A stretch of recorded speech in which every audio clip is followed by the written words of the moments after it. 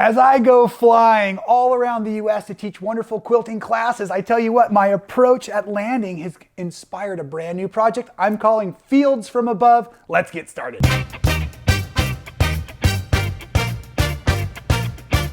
Well, not all of the inspiration came from the airplane. Of course, you know I love my Robert Kaufman batiks, and they've got this beautiful all green colorway with just a little splash of blue in there for my water. And this was also where the inspiration started. And I shouldn't confess, but I will because you know me that well. I thought of this originally as an applique project, and I spent a couple of days on the design wall and thought, no, I was overcomplicating it. So check out this quilt behind me. It is so super easy. They're all basic 9-inch squares. I've got 3 different styles of all free-pieced in here. We have like a strip style block. We've got a easy wonky 9-patch block. And then these were actually strips that were then 9-patched or wonkied up again. And the other thing I'm going to talk you through towards the end of the video is how I built my roads so that they all connect, but they don't go all through like the wonderful little farm and country roads you do see as you're coming in on your landings from the wonderful airplanes, especially landing out here in Missouri, right?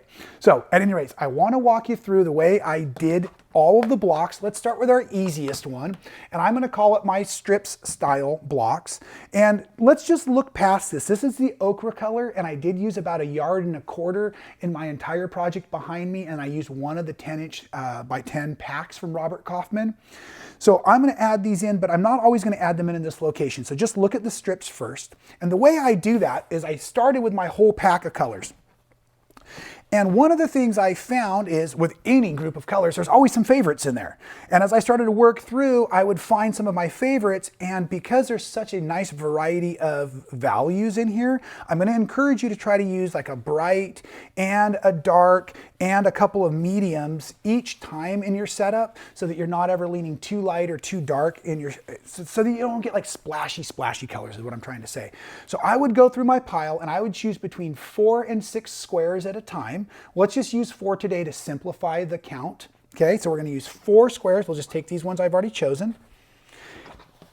And then we're just going to simply take, and we're going to line them up nicely because we're going to cut them. So I'm lining up my 10-inch squares. And you know what? I really love my little 5x15 ruler I left over here, because I want a straight edge to keep my hand safe, but I'm not cutting these perfectly square. What we're going to do for our strips project is I'm going to let my ruler lay at a little bit of a line, a little bit of an angle, I should say, and I'm going to cut about 5 strips, all heading in the same somewhat direction, meaning all running up and down right now. Let's do 6 in here. 6 pieces, 5 cuts. Okay. So something like that. Now all of the fabrics have been cut the same, so now to make for some variety and character, I just do my standard swap trick. So the one on the top goes to the bottom in the second, 2 from the top go to the bottom on the third, and then it's often easiest just to bring the top one up on the fourth, because that did the same rotation. Now I'm back to the first color. Take this one down like this.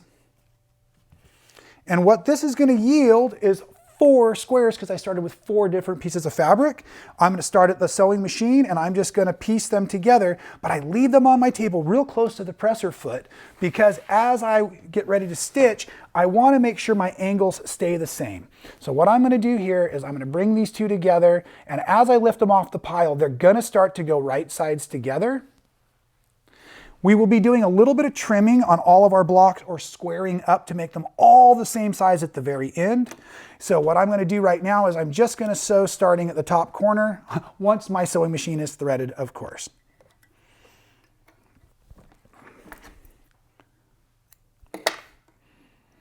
I was most likely putting in a fresh needle before I started today's project, as we should all know to do, and I simply forgot to rethread. So that's my reminder to all of you to always check that you have a wonderful fresh needle when you're starting your projects. And let's get started on this project. Here we go. I'm going to just do a 1/4 inch seam. I've got cotton threads. You know I love my edge guide.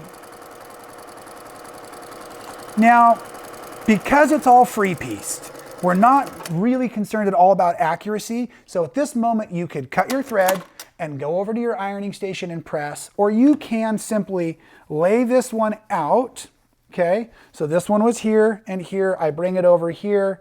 I'm going to grab my next seam and rotate it. What I'm trying to tell you is you can press the entire block at the end. So with this block, I'm going to go ahead and I'm going to sew through.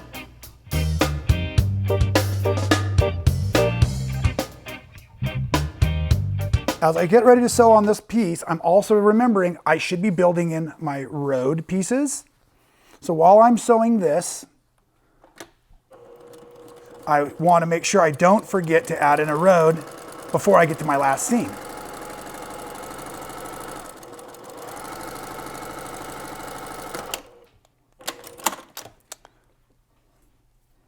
Going a little too fast today. My machine came unthreaded because I use my thread cutter. I do this all the time. In case this happens to you, let me explain what's happening. I'm using the thread cutter and lifting my presser foot before the thread cutter is finished because I'm in such a hurry. And so what happens is the thread comes flying out of the eye of the needle because I haven't let the machine finish its job before I start trying to do what I'm trying to do. So I was about to tell you about how to do the roads. All of my strips of the ochre fabric are cut simply into 45 by 1 inch strips. And I'm just gonna cut off a piece after I've stitched it into place. So I'm gonna bring it over here right now to where I left off in my seam allowance, and I'm going to sew in the road. So for every block I make, I consider, notice I didn't say I always, but I consider placing a road. You might even be looking at the quilt behind me as I'm stitching this one on, and you'll see that almost every block has a road in it. This quilt is 46 by 64 if I remember to my dimensions properly, and it has 40 squares in it. I know that. It's a 5 by 8 layout. And I want to say there's probably roads in about 36 of the squares, just for a little easy calculation for you. And while I gave you that number, I cheated just long enough. I'm just going to make a real sloppy cut here. I'm not even going to use my ruler because I don't need to get in there. I'm going to leave this scrap for the next road I install. And then I'm over here. I had one last piece to stitch on, and I'm going to sew that in up here and press it and show you what it looks like. All right, so as I get to my iron, I've got it nice and warm, and I like to use a little bit of steam in here. I'm just going to start on that first nice large piece. I'm just going to press all the seams in one direction as I go through. And again, a lot of this technique is because I'm doing what I call free piecing. It's not accurate. I'm not worrying about points matching and all of that, so I can be very fluid in my movement, my creativity, and I still get very well constructed blocks like this. So that's one of the styles I've created to make my strip style blocks, okay? And let's move these out of the way and talk about our wonky 9 patch style blocks. Okay, and those ones I have set in here somewhere. There they are. This is what I'm referring to right now so that you can see it outside of the quilt. Basically a 9 patch as you see it. I do have a road installed. They're in most of them as well in these blocks. And again, to create them, I'm just going to have 4 fabrics. And I think this time I've already had 4 chosen. Let's see, 1, 2, 3, 4. And for this, what we're going to do is we're going to do a similar style of cutting. We're going to make 2 cuts in one direction, 2 cuts in the opposite direction, or in the perpendicular direction, I should say, not opposite. So for this, the ruler is going to lay at a slight angle, and on one of the sides, I like to make, let's say, 2 cuts that are kind of leaning similar, but in the same. See, they're both kind of leaning this way, leaning to the right. And then as I get ready to cut the perpendicular cuts, I'm going to lean one down. Let's make that a little bit bigger square there. So I'm going to lean that one kind of downhill, and then I'm going to rotate and kind of lean this one uphill, let's say. So that just creates a lot of character in the patchwork itself. So I've got now, shouldn't pull on it. Always try to come back here and cut those threads.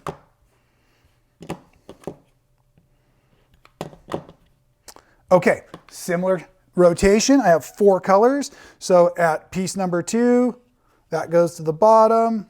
Piece number 3, 2 of them go to the bottom. Piece number 4, because I'm reading it like a book, comes to the top. That's my number 1 piece.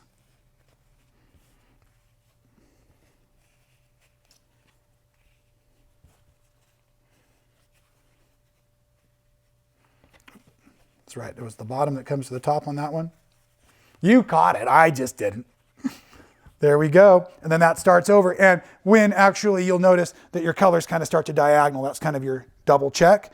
Now in doing this, what you're going to do is you're going to build this row together, this row together, and this row together, and then we join these. So let me show you how to do one of those. And again, while I'm at the machine, I'm just going to sit. And in my brain right now, I'm remembering that the lighter color one was my middle block or my middle square. Little tricks just to help me stay actually efficient at the machine. Okay, so remember I told myself that was my middle, which means that's going to line up there. Seam allowance. Now these are going to be bigger angles. Maybe we should take a moment and point this out. Hopefully you can see this okay. I'm going to go ahead and cheat just slightly past my corners because it's like when we're patching together triangles, we need a little bit of cheat so that when we press it open after the 1/4 inch seam allowance, everything lines up nice. Again, these squares will also be trimmed down. I kind of got in the habit of pressing these row at a time. And you can see as I even bring this one back right in here, it wasn't perfect, but it was pretty close. That's what that cheat gives me to work with. So my forest green right now is my middle.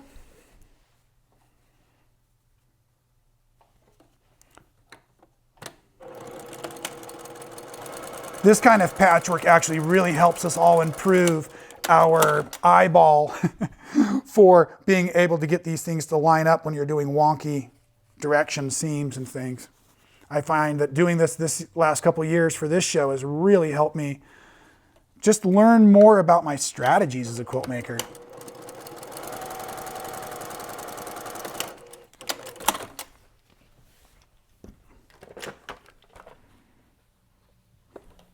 So that's now pressed. Okay, and that one was going to fit back in there like that. There's my middle again. And my habit is to put the road in on the second series of sewing. I don't want to put the road in and then cut it. I don't want it chopped up into little teeny pieces. So I'm just putting it in later.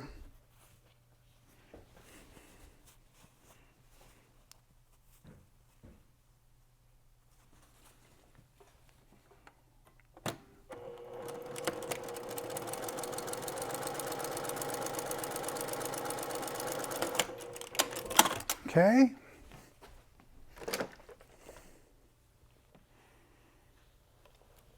Get that pressed nice.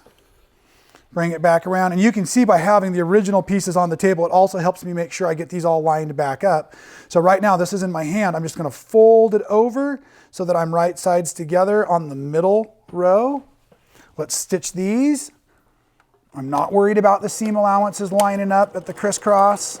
It would be nice, but again, it doesn't have to happen. So I'm not pulling or pushing to get my fabrics there is what I'm trying to tell you.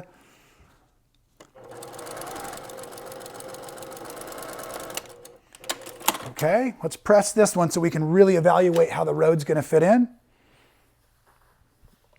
So I've got that opened up. Now, I've done enough of these that I can see, because this is my outer squared edge, that I would remember that this is my seam allowance, but I am bringing it also back here to confirm that I know where I'm working. Even though I love to make seam rippers, they're not my favorite tool to use. Haha. So anyways, here comes my road, but because it's more of an angle, I'm going to slide it a little further past here so that I make sure my road fits into the block. As I mentioned over and over, we are going to trim. I don't know what size I'm going to trim to because I have to figure out what my smallest block will be. In the quilt, they were all trimmed down to 9s. I do know that for you.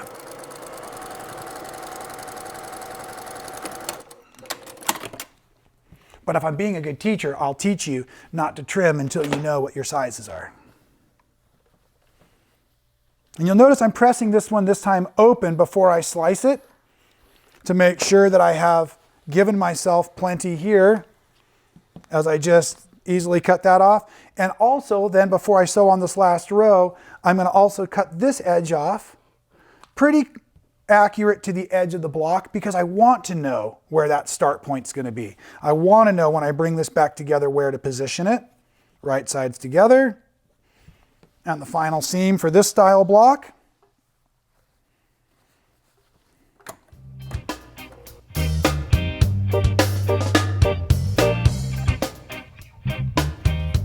Wonderful.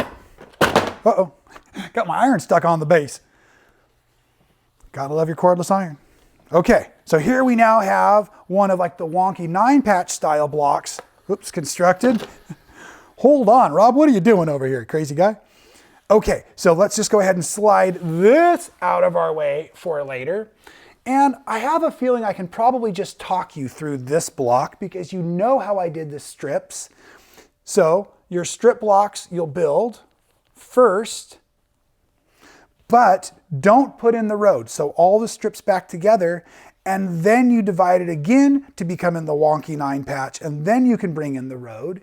And remember I told you that we used 40 squares entirely in the quilt? Well, that left 2 squares for just whatever. And one of these little strips right here is one of those just whatevers. This block, when I finished it, I realized it was going to be much smaller than the rest. So all I did is I added on another strip from one of my leftover squares, and then I trimmed it back down to be the 9 that would fit into all of the pieces so I could build real rows and real columns in the quilt. But this is where the trick for the sashing or the roads come in. So follow me back to the quilt. I will try to explain, but then I will show you on the table what I'm really talking about here. Now, what I did, this is the construction that we just went through. These are the roads that were built into the blocks. This is the road I want to talk about now. This road here comes across, and it was actually a sashing that was built in between this row and this row. But you'll notice it doesn't finish out because those fun country roads don't always go anywhere, right? So at any rate, well, maybe they don't go all the way through, I should say. At any rate, what I'm trying to say here is mathematically, I can put another piece of sashing in down here. So when I was looking at the groupings, I'm looking at 10 squares at a time. 1, 2, 3, 4, 5, 6, 7, 8, 9, 10. This whole grouping here allows me to slide some sashing in here and some sashing in here, and then finish it by sewing that together. Back to the table to explain it one last time. So let me grab some of my blocks that are finished. I have 2, 3, 4. Let's see, we made you. You probably aren't the right size yet. 5, 6, 7, 8, 9 without a road just to prove it, and 10. These will be our working parts for now. Let's see how this works. Now, what I'm trying to describe is as I build the portion of the quilt, first of all, these little roads are going to be running what I'm going to call vertical, up and down. And I'm going to take 3 of these across and bring in 3 more below. And you can see I'm trying to strategically not use the same kind of construction over and over again. And I also don't want all the little roads to line up necessarily.